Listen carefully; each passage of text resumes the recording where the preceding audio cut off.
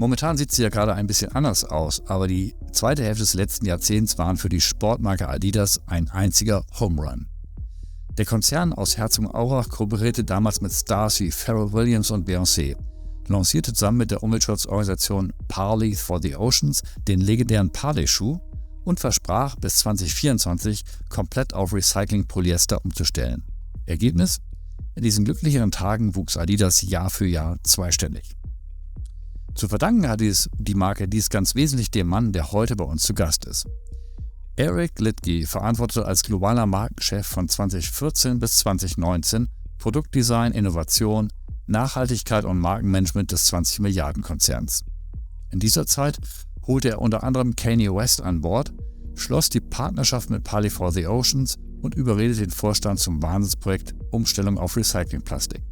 Im Gespräch wird uns gleich erklären, welche Dynamik das Recycling-Ziel bei Adidas auslöste und warum es auch im Rückblick kein Fehler war, Kanye West unter Vertrag zu nehmen.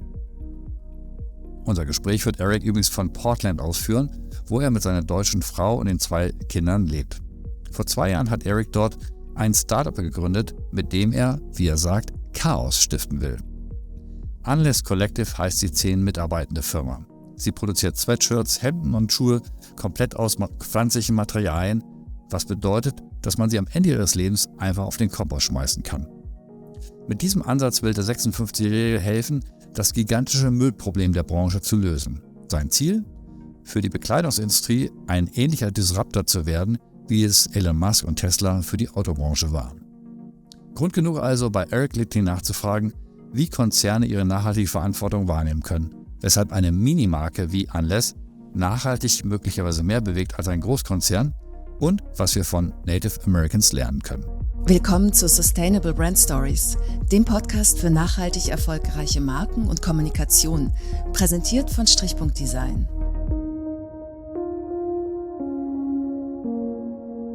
Eric, most people will still know you as Adidas Global Brand President, the guy who shaped the brand in its most successful phase in the past decade.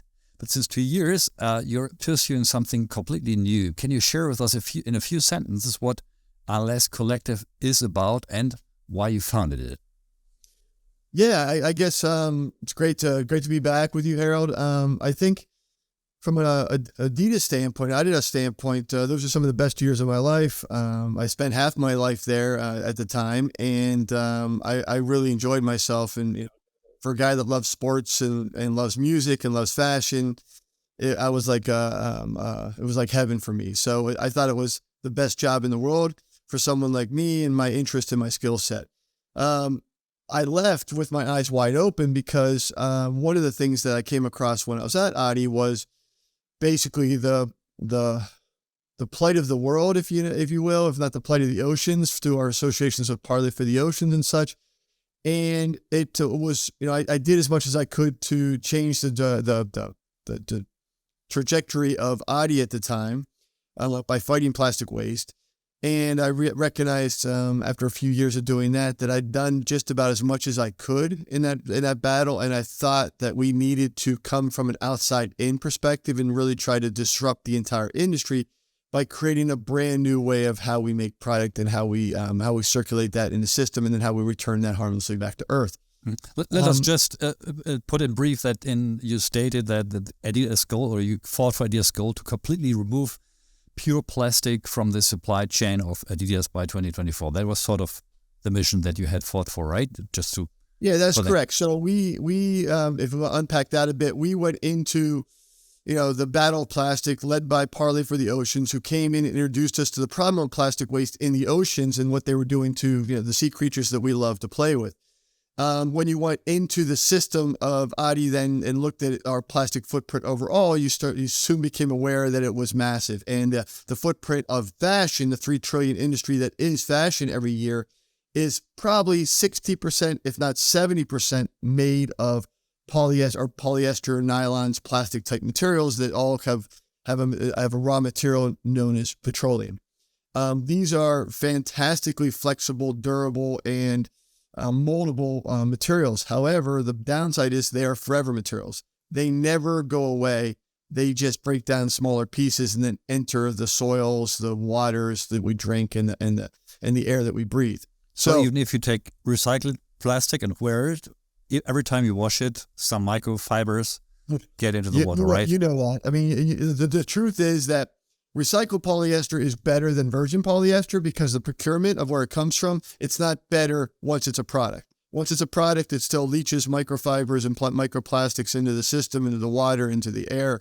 It still becomes a one and done, planned obsolescence piece of fashion. That's, this DFB jersey is only good for this season because you need the next one next season and the next one after that and the next one after that. So this planned obsolescence of continual fast fashion or sports fashion or fashion in general is really driving this need for new. So even if you make something out of recycled polyester, which is better than virgin, it still ends up, becoming a one and done planned obsolescence roadmap, which goes back into the ground, into the water, into the air that we consume. So to me, it wasn't good enough to just do recycled polyester or non-virgin polyester, which is the roadmap we established at Adidas.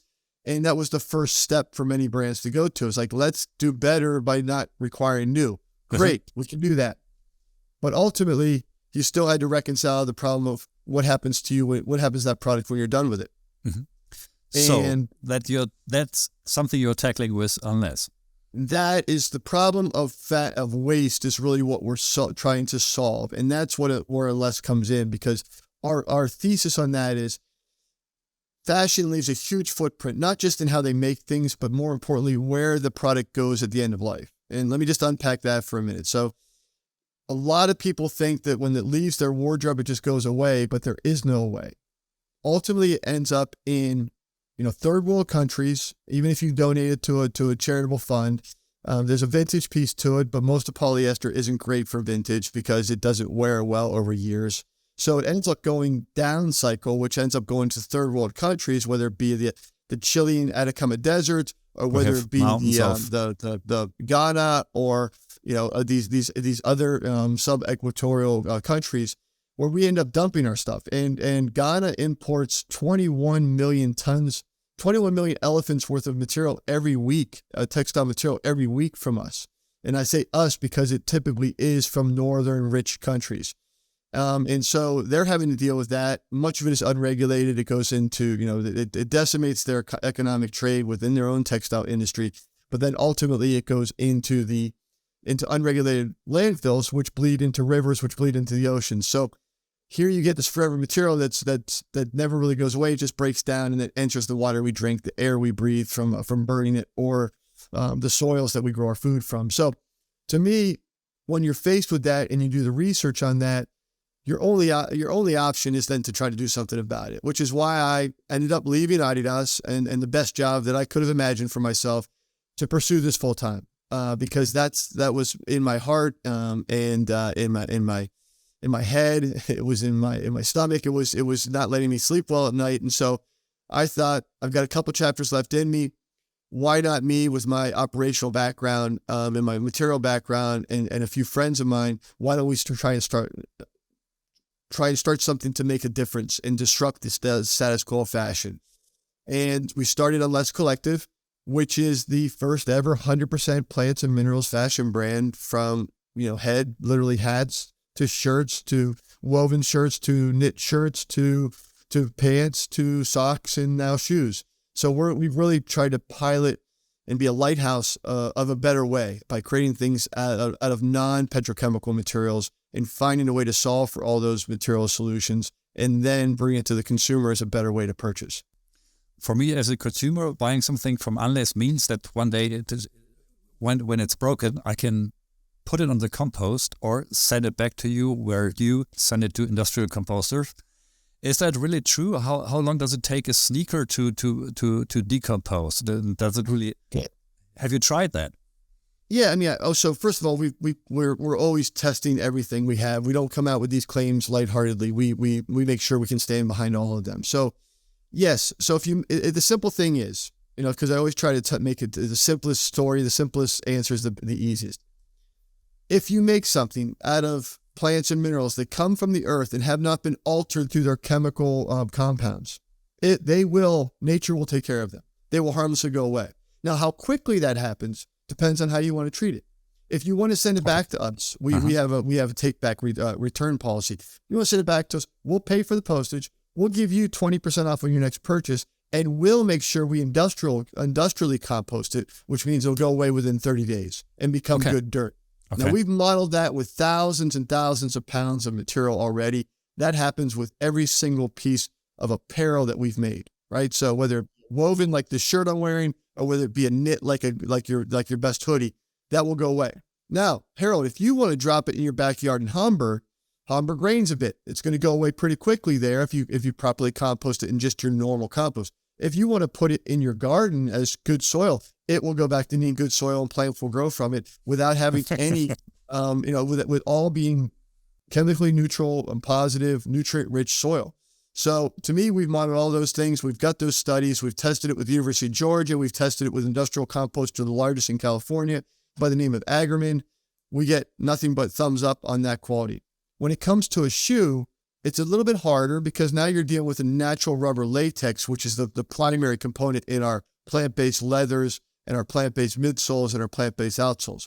Those will also go away because we haven't altered them and used, some sort of, toxic chemical like a sulfuric acid to cure it. We use, with our partners at Natural Fiber Welding, the material innovator we use something called citric acid, which is like, squeezing a lemon on your salad to cure things, because nature provides some of these things if you dig hard enough and you put the right research in. So they cure everything, whether it be the leather, with midsole, outsole, with natural minerals and natural acids and natural materials, allowing that product to break down. Now, our trials with natural latex from a degradation standpoint have been slower than apparel because there's not natural occurring enzymes that actually eat rubber in North America. And that's where we've been doing our tiles, because if you know anything about rubber trees, they occur more in the equatorial region of the world. So I'm sure they would go away a lot faster in Amazons or the Philippines or Indonesia or such. But right now we're trialing that. It's still going away harmlessly, but it's still giving us the neutral or the nutrient-rich soil chemistries, but they're not going away as quickly as we'd like. So what we do is we precondition them, we grind them up almost into dust, and then we put them in compost so they can be mixed in and still create good dirt for us. So you have a perfect cycle, a great innovation, giving back to Mother Earth what came from it. But we actually call it regenerative fashion now. We're trying to pilot in. We think the future is regenerative, and if we can now take our product, generate cool product, degenerate it into the ground, and then regenerate it with new plants, how cool is that? We're just plugging into how nature's designed us anyway. We're all designed to be generated, degenerate. I'm in mid-degeneration right now. And then, where we go to create new trees and stuff. I mean, I don't know if you've seen the research, but there's all sorts of composting bodies, research studies coming out. In New York, I think it's passing a law that I can plant a tree on me when I pass, which is basically what I've asked my wife to do. Ashes to ashes, right. There you go. Kommen wir zu unserer Rubrik zwischendrin, Quick and Dirty, 5 schnelle Fragen. Was war der Punkt deines Lebens, an dem dir die Bedeutung von Nachhaltigkeit bewusst geworden ist? Well, I think my entire life I've always tried to be sustainable, but really the inflection point was meeting Paul Watson, Cyril Gooch, Sylvia Earle. Her Royal Deepness, I think, is her nickname because she spends so much time underwater. She's a legend. And Cyril's the founder of Parley. But these individuals I was able to spend time with, and they really educated me on the plight of the oceans, the reliance our life on Earth has on the oceans and the creatures that play there. And I really started to get, this is more than just, recycling. We need to be really leaning into how we do this. And then you get into, how do we do this? Warum glaubst du, dass Nachhaltigkeit und nachhaltige Markenführung in den nächsten Jahren wettbewerbsentscheidend sein werden? Employees are consumers and consumers are employees. And if you look at what the consumers and employees are talking about, and there was just a report that came out from the Paul Pullman Foundation that talked about, employee satisfaction and, forget quiet quitting. It's now conscious quitting. If your values don't line up with my values, I'm out. So right away, you're already hearing that from your employees, which again, if you extract that to consumers, when the consumers break through the fog of misinformation, they're going to be very judgmental on what they buy and what they don't buy and how their values line up. You don't need to really look much further than every topic that's in the news or on social media every day is about railing against the issues that they care most about. And the streets are full of young people that have had enough. And I love it. And I want to be that uniform of the movement and encourage that. But I think that, people that are not planning for a lighter footprint, and let's call it that, then they're writing their own obituary. Das Argument, mit dem du auch den ignorantesten Nerd überzeugst, nachhaltiger zu handeln. That's a good question. And I just finished this book called Braiding Sweetgrass, which is written by a Native American lady who's also a botanist. And she combines science and traditional methodology, and it's just fascinating. But the thing that always strikes me is the indigenous people of the world always look at their legacy on the land. They always look 7 generations out. How does this decision I'm making, how's it going to affect my ancestors, my legacy? How's it going to affect my 7 generations from now? And I think if somebody wants to look themselves in the mirror and say, how are the decisions I'm making today, whether you're working in Frankfurt, London, Wall Street, whatever, how are decisions I'm making today affecting the lives of others tomorrow? I think you would live a different life. And that's how I try and live. And I think that's how you try to live. And I think that's how we all try to live. And I think if we just remind ourselves that every decision we make has that effect on generations to come, I think you're going to live a little differently, because we all love our kids and we all love our grandchildren, and we're all going to love the ancestors that come behind us. And hopefully they've got some good stories to tell about us. Jetzt mal ganz ehrlich, was ist dein persönlich unnachhaltigstes Produkt oder Angewohnheit? Wo cheatest du? I think the single-use plastic unavoidability. You just can't get away from it. I mean, I've got young children, and their favorite thing is to have a smoothie. Well, the smoothie comes in a plastic cup with a plastic lid and plastic straw, and I'm like, no, we're not going to have that. And then I get in this huge fight, and then I can't take a 4-year-old and 8-year-old, is screaming in my face. So it's like, and that I say that because I think the industry has put a lot of pressure on us to clean up our lives, to green our lives. And that's great. We should green our lives to a point.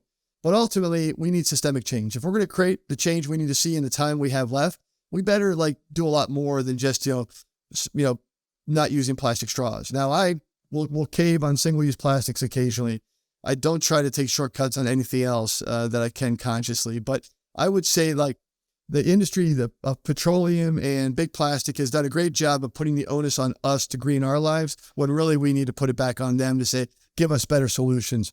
And paper straws are a start, right? So I think that's where we get into, how we do that. But yeah, my gluttony is sometimes I don't feel like cooking and we order DoorDash and it comes in plastic bags. Sometimes, I cave for the children's needs of the moment versus the long-term needs of our planet. So yeah, we're all guilty of that. And we shouldn't feel bad about it, because what we need to do is drive systemic change and not put all the responsibility and onus on us.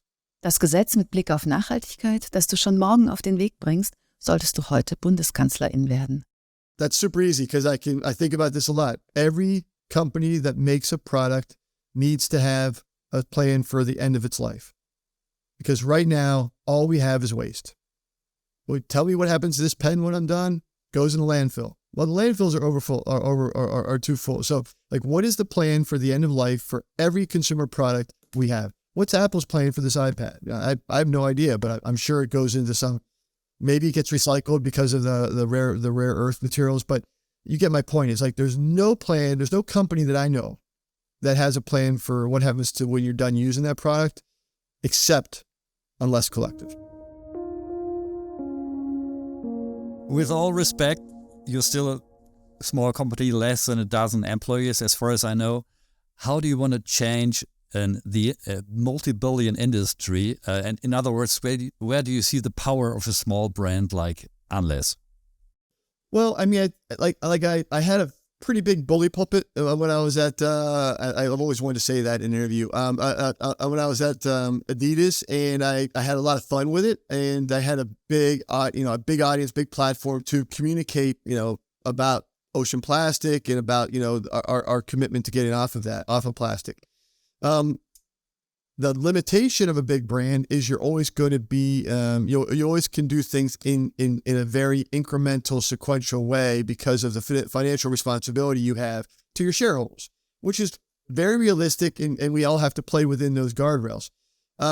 from a startup standpoint, my single mission is to disrupt and to create chaos within the existing order, and to, as we talked about earlier off the air, why Nike was able to get Jordan, and because they were a startup, they were able to come in and throw caution to the wind, and that's what startups can do. Whether you're in the electric vehicle area with Tesla that came in, by the way, they didn't invent electric vehicles, they just invented a better way to bring that to consumers. Or how about, plant-based milks? Like Oatly didn't invent oat milk. They just create a better way and a better taste and a better solution for people to really scale that.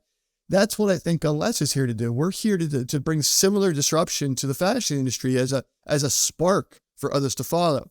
Okay. The electrification of our vehicles globally will not happen because of one brand. It will happen because that brand called Tesla made electric vehicles really cool and really accessible. And now you see, Porsche has a killer car, and Ford has an F-150 that's selling like, so it's like, and now you've got this inflection point of 15% of the industry in America will quickly become electric vehicles, and then it'll go from there. So that's the spark we're trying to do. So imagine us being a lighthouse brand that's gone down every dark hallway to bring these material solutions to life, whether it be in footwear or in socks or in wovens or in knits.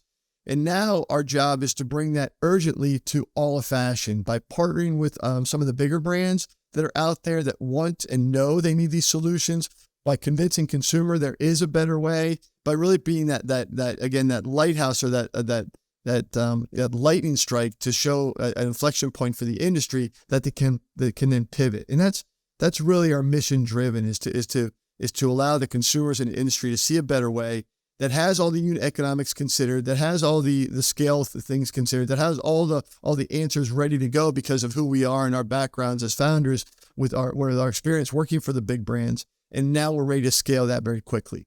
So we're in that stage right now. We've piloted all the products, and now we are offering this as a partnership to other incumbent brands, if you will.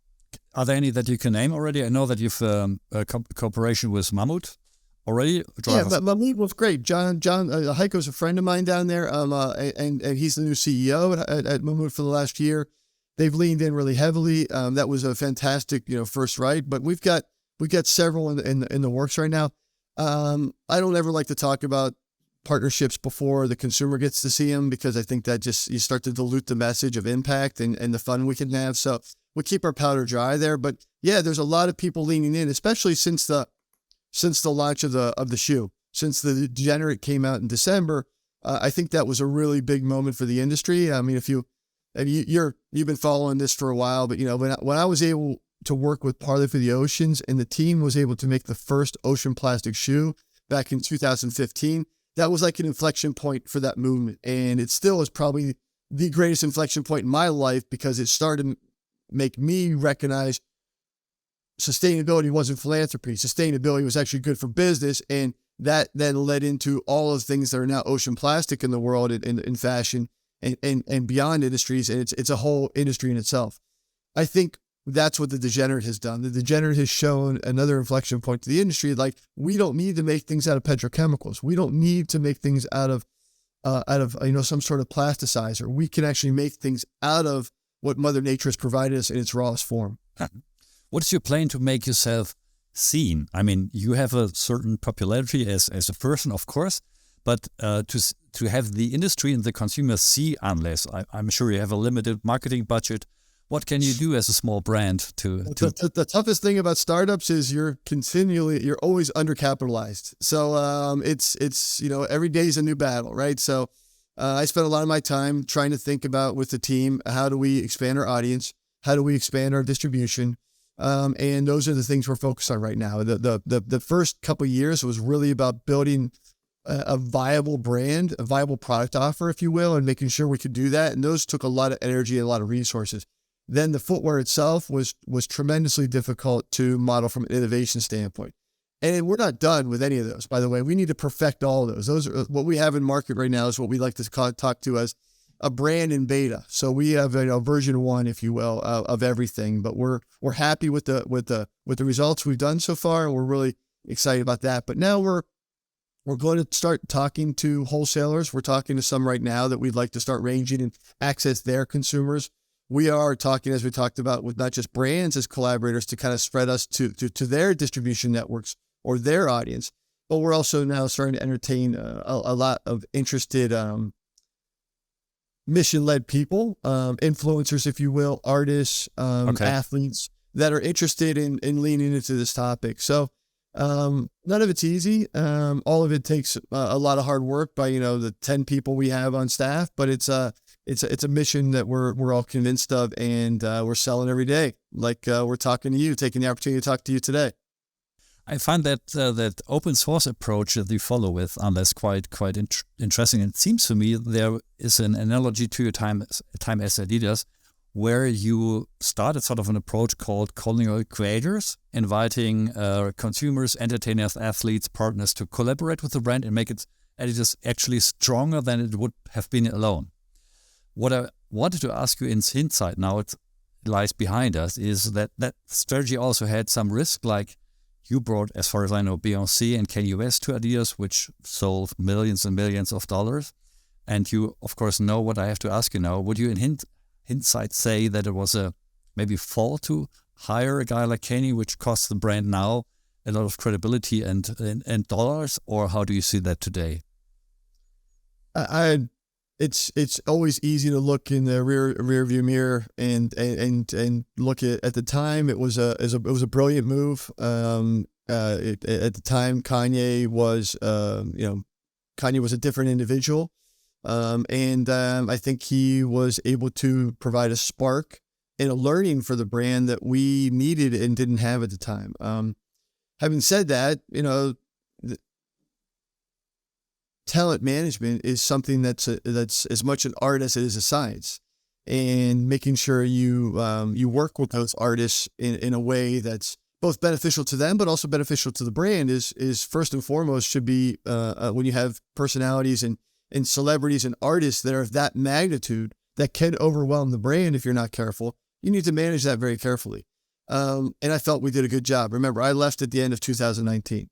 So I just want to, all the stuff that's gone on since, I had nothing to do with, I was not akin to, but I cannot say with any good conscience that signing Kanye West or bringing him to the Adidas brand was a mistake. I think it was again, a critical part of the growth of many things that we did. And I will also say that he taught us many things about being a creator brand. About never being finished, about never being satisfied, about always iterating and making things better and not settling for average ever. I mean, he brought that kind of attention and focus to us. Not to say we didn't have that, but that relentless pursuit of never being finished, which is kind of what he took from the way he creates music to the way he created product. And we had we built up a sample room, a proper factory sample room in Calabasas, so he could always be in there tinkering and crafting and creating with a lot of Adidas committed people that were just brilliant at bringing his visions to life. I would never look back and say that I regret any of that. I think what Kanye has come out and said recently is disgusting. And it's not something I sign up to, and he knows that. So it's not something I adhere to, and I think that I wish the best for him, but I can't but stand by anything that he's said in the last year or so with any good conscience. Yeah, you mentioned the point of managing a collaboration like that now, which is always seems to be difficult if you speak of humans, right? Like a brand on one side which is evolving, and a popular human on the other side which is evolving and taking turns that no one can foresee, but somehow you have to live with it, right? Yeah, I think I mean, talent, man, like people are interesting beasts, right? Like we all have our foibles, and we all have our issues to deal with, and I think being someone that works with talented individuals, creative individuals, let's call them geniuses at times,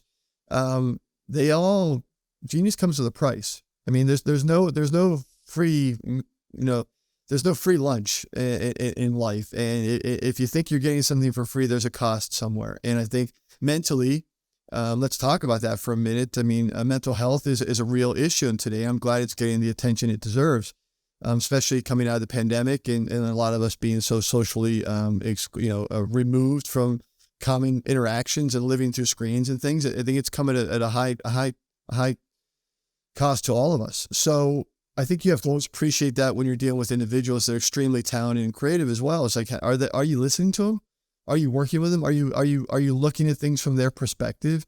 As much as it may come off as aggressive or directive or cruel at times, are you really considering things from their view? Are you looking at certain things holistically? And I'm not talking about any individual right now, but I've always tried to look and have a high degree of empathy to what other people are going through at a certain situation, and try to remove my ego from the conversation and say, okay, how can we best make this work? So one of the first things I would always ask partners, before we ever did any deals, is like, what do you want? What do you want from this? And what is your 5-year plan? And only then can you start to understand really why they're talking to you. Is this just a transactional deal? Because that's easy. Or is this something where we share a common vision for the world that we want to try to disrupt and do things together with? And I think that's led to the most fruitful relationships that I can mention, that I've been a part of, is really, really putting yourself in the shoes and saying, here's what I want, and being very honest with that and open and saying, here's what we need out of this. And then having them say, well, here's what we need. If there's commonality, it's an accelerator. And that's what, Calling All Creators for me was all about, is like bringing people together that wanted to create the change they wanted to see in the world, just like we did. And whether that be around, sustainability, whether it be around Black Lives Matter, whether it be around Me Too, whether it be around LGBTQ plus rights, it doesn't really matter. It's like, what is the change you want to make out there, and really leaning into that. Speaking of change and evolving together, let's come to the other initiative that you started at Adidas regarding virgin plastic. How easy or how difficult was it for you to convince the board to support this decision? I mean, it applied turning upside down the supply chain, revolutionizing sourcing, production and design, and above all, invest a lot of money, time and energy into that. How difficult was that? Yeah, I think, I think there's a couple things. I think if you just walk into the board and say, we need to be more sustainable without your ducks in a row, you're not being a responsible board member yourself. I think you need to come in armed with information that is going to help to prove your point of, this builds not only consumer advocacy, this builds sales. And, that's the responsibility of the board, is from a fiduciary standpoint to its shareholders, is to continue to grow. Now, we could argue about the capitalistic mindset of that. That's a different podcast. So let's just assume that, publicly traded companies need to continue to grow month on month, quarter, year on year. Mm-hmm. Having said that, then, the easiest way to convince a board of something is that what you're doing is going to do that. So I will tell you, it was a very fast, cheap date with Parley for the Oceans to get to the 2015 inflection point where we presented the first ocean plastic shoe at the United Nations General Assembly. When Cyril Gooch and I stood on stage and presented it to the world, it was the first of its kind. And then we took that as good marketers and we pushed that into the world. And oh my gosh, the incredible response, right? Right. So it was going back to our friend, it went as far and as wide as anything we ever did with Leo Messi or Kanye West or Beyoncé. So to me, I was like, okay, now I've got my ammunition. This builds advocacy. Okay. Now would you walk into the board and say, this is not philanthropy. This is good for business. And by the way, they're all like, yes, let's do this. And so then you have to be responsible and say, okay, now we've got our ocean plastic partnership with Parley. We're going to build these capsule collections and make them really cool and high desire, scarcity. And they were as cool as anything we did with streetwear or anybody else. Then you said, okay, but how do we get off of virgin polyester? Well, that's a different conversation. If we go back and let's assume Adidas's footprint of virgin polyester was 70% of its clothing and shoes at the time. So you can't just say, okay, now we're going to switch everything to ocean plastic from one day to the next. That's a 95% premium upgrade between, recycled polyester to virgin. The price fluctuates based on demand, but last time I checked a couple months ago, it's a 95% premium. That's a hell of a cost to pay from a cost of goods standpoint. So what you need to do is set a plan up with your global operation teams, with your sales teams, with your marketing teams to say, we're going to take small bites of this elephant until we get it done, which is why it was important to put up there in the upper right-hand corner of your whiteboard, 2024, we're going to get 100% recycled polyester. And that, I think we set that in 2017. So now we take the bites, bite, and then you get to where you want to get to, but you've got to have a destination in mind. You've got to be armed with the advocacy, and you've got to absorb that premium price in small chunks, because only then can you mitigate it across the rest of your profitability of the rest of your range to ensure that you're still producing the results you need to. And that was not just good for business. That was good for employees, good for consumer advocacy, good for everything. So I'm proud to say that they're still doing it today, from best of I can tell. How far have they come? Do you know that? What's that? How far have they come until today? Do you know that? I don't know that. I'm sure it's in their annual report. I don't know Bjorn's commitment to the cause, but I think it's just about done anyway. So I mean, I think Bjorn, if you look at what he's done at Puma, was unbelievably successful in building a holistic sustainability strategy. Moment mal, eine kurze Zusammenfassung bitte. Erstens, im Konzern hat man einen großen Hebel. Das ist logisch. Als Startup hingegen hat man Beweglichkeit. Also die Freiheit zu radikalen Ansätzen, wie beispielsweise jeden, seine Klamotten komplett aus Pflanzen herzustellen. Genau das ist Unless gelungen. Und weil Unless damit aber nicht in seiner Startup-Nische glücklich werden, sondern wirklich etwas bewegen will, hat das Startup einen interessanten Open-Source-Ansatz gewählt. Konkret, die Marke bietet ihre Lösung anderen Marken zur Nutzung an. Erste Kooperationen mit Mammut hat es bereits gegeben, weitere sollen gerade in der Verhandlung sein, wir werden also sehen. Eric spricht davon Ignition, also Zündung oder Zündfunke. Im Idealfall will Unless nicht die größte Marke der Welt werden, sondern ein Zündfunke für die Modeindustrie sein. So wie Tesla es mal für die Automobilindustrie war und die Elektrifizierung vorangebracht hat. Für Liedtke ist das übrigens gar nichts Neues. Bei Adidas hat er etwas sehr Ähnliches getan mit einer Strategie, die damals Calling All Creators hieß.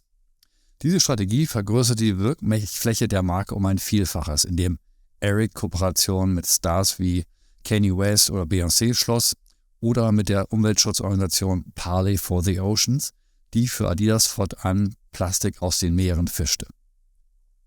Die Reaktionen auf diese Kooperation waren so gewaltig, dass Eric sogar den Vorstand überzeugen konnte, binnen 7 Jahren komplett auf Neuplastik zu verzichten. Ganz einfach, weil es gut fürs Geschäft war. Das war ein Move, den Eric heute nicht mehr ganz unkritisch sieht, weil er nicht den ganzen Weg zum Ende ging. Es blieb ja halt immer noch Plastik. Und es gibt auch berechtigte Zweifel, ob Adidas diesen Weg nach Erics Weggang so konsequent fortgesetzt hat. Aber damals war es für einen 20 Milliarden Konzern ein gewaltiger Schritt. Was lernen wir daraus? Mit den richtigen Business-Argumenten und den richtigen Partnern bringst du sogar den konservativen Vorstand auf deine Seite. Für Sustainability ist das eine verdammt gute Nachricht, finde ich. Hör mal aber weiter. To you as a guy who's very working with brands all of his life, general question, what is a brand's role with regards to sustainability? What can a brand contribute to a company's sustainable goals and efforts? Or is it just a sidekick of the whole thing?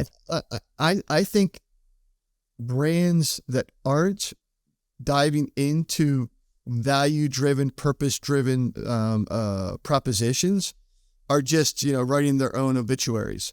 Okay. I think the world is at a place now where we need change and we need it urgently, and we're expecting not just the public sector to lead us in that discussion. We're expecting the private sector to lead us in that discussion, and I firmly believe that a brand needs to own a sustainability strategy. It needs to be embedded in everything they do. From product to marketing to sales to operations to supply chain, etc. And it needs to be driven from the CEO. It's not just philanthropy. It's good for business, and it's critical that brands start to take responsibility for their footprints that they leave behind. And I think that policy is also coming. So the pressure is building both from a consumer transparency standpoint, but also from policymakers getting tired of footing the bill when brands continue to do what they want and not worry about what happens to that product when it's done being used. It can't just keep going to landfills. It can't just keep going to third world countries. Everything is up to its gills. You've seen the visuals, the pictures are out there, the data is there. We're drowning in our own waste, and the brands need to take responsibility for that. And if they don't, they're going to start to be punished. And you've seen the French Fashion Act, the New York Fashion Act's coming, California Fashion Act's coming. The EU's running more policies where brands have to show they have a circular design built in. So all of this is happening behind the scenes from a policy while you have consumer pressure as well. So it's coming to a climax. Okay, you said it's a topic for the CEO. There's a tool called CMO's Barometer by German agency Service Plan. And CMO's Barometer last year sees sustainability as the top trend for the marketing offices. From your perspective, is it a good sign or a bad sign that CMOs regard sustainability as a marketing topic? It's a great sign. I mean, I think the CMOs need to be on board, but if it just sits with the CMOs, it still needs to go a level up. Because, I mean, ultimately, it used to sit with the CSOs, Chief Sustainability Officer. Now, great. Now the CSO is collecting all the data and reporting on it, but operationally, they're normally not able to get things done successfully. Now, there's exceptions. There's great companies out there that are really empowering the CSOs to make great change, and I don't dismiss their role in making the change. But it used to sit there, right, as a corporate position. Now it's great that it sits with the CMO. That's fantastic to know that's sitting with the CMO, because that means the storytelling into the marketplace will incorporate this. Great. But if it's just story, then you get into the label of greenwashing, or better yet, greenwishing, which people are like, oh, look, it's sustainable. But how? I mean, sustainability is as we talked about before in an earlier interview, is like, it's kind of like, well, I have to ask 3 questions about what do you mean by sustainable? So just saying sustainable is not good enough anymore. So the CEO needs to own it, because he's got to write it into a strategic business plan that says, this is where we're going as a company. This is the role, product has. This is the role sales has. This is the role global operations has. And this is the role sustainability has for all of us to make that into, an accelerator. And my muscle memory from Adidas was, we picked a fight with plastic. And that was hardwired into the strategic business plan called Creating the New. And that meant the employees were free to innovate and really unleash their creativity on how we could do it. So all of a sudden, the ideas started firing at us. Like I just gave permission, and then everything came from there. So we eliminated all of our plastic bags at stores. We eliminated all plastic products in our offices. We eliminated all of our plastic beads in our beauty care. We eliminated plastic everywhere we could find it. And there's no way that someone like me was going to find all the areas of plastic. Once you allow the employees, who, by the way, are very passionate about making a difference in their lives and making the world a better place, to find plastic, hunt it out, and replace it. I mean, hangers at retail, fixtures at retail, everything just went like this little snowflake on the top of the mountain became an avalanche. And that is what I mean by having a holistic plan. It wasn't kept by the CMO with, doing his marketing stuff. It was part of everything, and everybody ran to it and put their hands in the fire to make it better. And that was one of the most inspiring things I've ever seen. Just have 2 more questions on brand stuff. A is, today brands like Adidas or Adidas or others can still position itself with their sustainable stance. But as you see, more and more brands try to do so, or you pretend to do so. So what happens next? The consumers will be more confused, and it's harder to position yourself with an USP that as a sustainable brand. So is the future sort of a grayish, diffused a future where everybody calls himself sustainable, but 10% are so? Or what is the path that brands should take who take this mission for honest? Yeah, I think it's a great question. There's a lot of noise. Everybody knows that people care about sustainability. Every research that comes back says people care about sustainability. And so there's a lot of people out there screaming sustainability. And it gets really difficult, again, if you're trying to be a startup, because, now you've got to bid on search terms. Now you've got to really get in the trenches with the powers of Sheins or, these other incumbent companies that are huge and have huge money. They just buy up all the terms. And then they'll say, yeah, we have a sustainable capsule over here or something little over here, but they're not holistic. So it's a real issue with the noise, and especially in fashion where there's no real governance, policy, certifications that you need. There's no third party that's validating something as organic or something like that. So there's a lot of, I don't like to use the term greenwashing because it implies complicitness.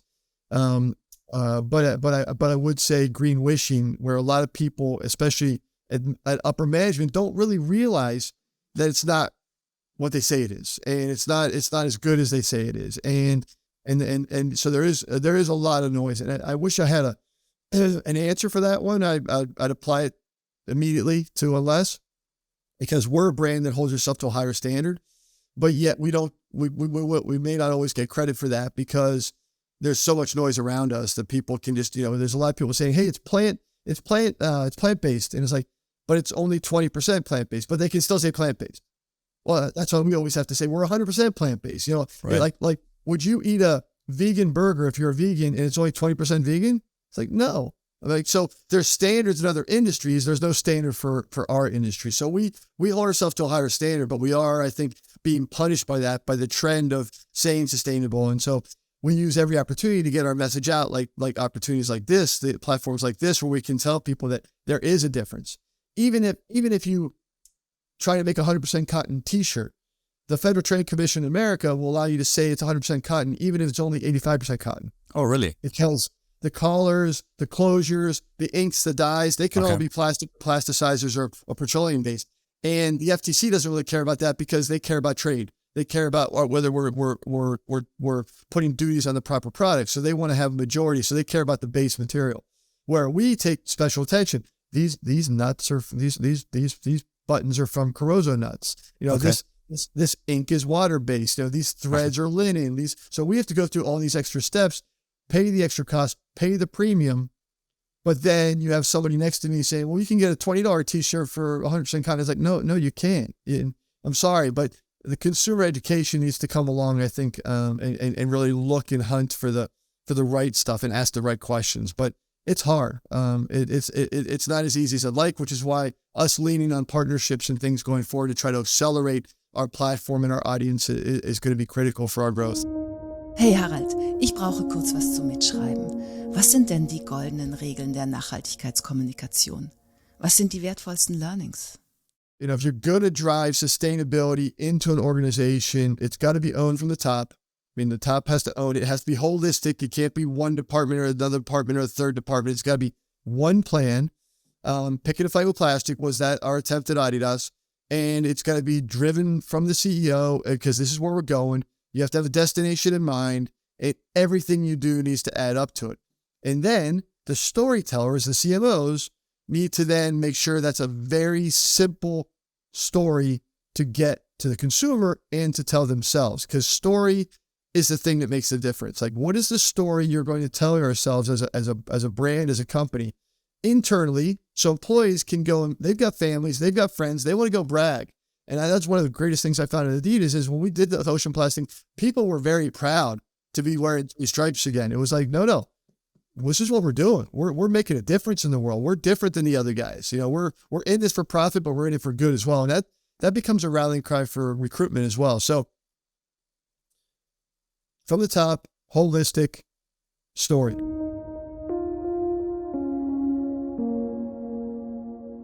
So after a lot of cynical questions, one positive one. Having said all that, where do you see Unless in, let's say, 10 years from now, if we met again in 10 years, where will it be and where will plant-based fashion be in 10 years, realistically? Well, I think there's two questions there. I think one is Unless and one is plant-based fashion. I think Unless is creating, has raised the bar on plant-based product, plant-based fashion, so that it can never go away now. People see there's a better way. They've seen the solutions, and now it's just accelerating. Just in the last 3 years of us working on, building our product, we've seen unbelievable advancements in plant-based glues, plant-based leathers, plant-based solutions in general, because people see this decomposition, compostability promise of natural circularity. So we may be the first, but we certainly will not be the last. So in 10 years from now, I believe plant-based fashion will be the standard alternative to petroleum. We just need to get past some inflection points. So we've worked with innovators to provide a full suite of solutions. Now we take those solutions and we start to partner with other brands. Because again, we're interested in creating the disruption that the world needs to see and creating systemic change within this $3 trillion industry. We're not really fixated on, oh my God, Unless needs to be the next 5 billion company. I think that's the difference between us and maybe other startups out there. We are interested in creating a change that's critical for the world's health and well-being and all of our and our children's life ahead of that. We want to do that as urgently as possible, and that's why I really highlight the fact that we've created not only a material suite of solutions, we've also created a supply chain suite where we know how to print and dye it, we know how to put it together, we know how to distribute it, we know how to collect it, we know how to put it in the ground through industrial composting, and we know how to take that good dirt and make new plants out of it. So we've done this regenerative creation model that we now offer to others in the industry that we recognize need it, just like Parley did with Adidas back in the day, but they may not be able to build it on their own. So now we partner with them to create these solutions so they can take it to their audience and their distribution. So to me, yes, there'll be an Unless business model there as well, but it'll be a different model. It'll be about empowering other brands to take our solutions with them. And that can be through partnerships, that can be through cost of goods, that can be whatever. But that's the Unless solution ultimately for the industry, which is Unless certified for compostability. And that's where I think the standalone brand will be what it's going to be, but really the legacy of Unless will be in creating a certification of compostability and allowing others to get there through our regenerative creation model. Last question, at which market share do you see plant-based fashion, let's say, in 10 years or so? So you said it would be the alternative, but the alternative can be small or big. What is... No, I would say just taking a page from plant-based proteins or electric vehicles. If plant-based fashion can get to 10%, that's an inflection point. Then it starts to cascade and the domino effect gets going. So I would hope there'd be enough interested parties to get there, to get to 10% of the industry. And I think we have to start in smaller parts of the industry. So let's say 10% of the sports industry, if it's being done by that, would be a huge call out, and then it can accelerate from there.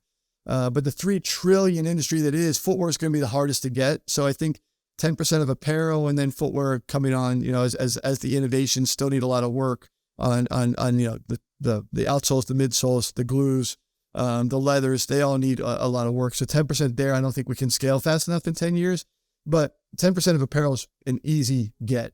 And again, I'm talking about pure plants. I'm not talking about just cotton as it sits today, as a blend. Und schon sind wir wieder am Ende angelangt. Ach Harald, ich vermisse dich jetzt schon. Wenn es euch auch so geht und ihr auf eine weitere Marke Lust habt, die ihre nachhaltige Mission konsequent verfolgt, hört in Haralds Gespräch mit Johanna Perret rein. Johanna ist Markenchefin bei Recap, einem Rosenheimer Startup.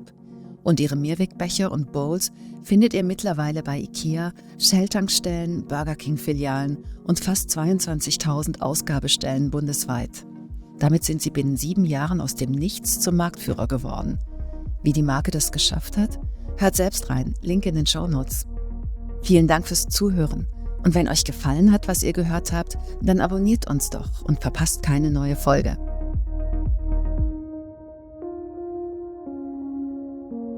Bis bald, liebe Hörerinnen, lieber Hörer.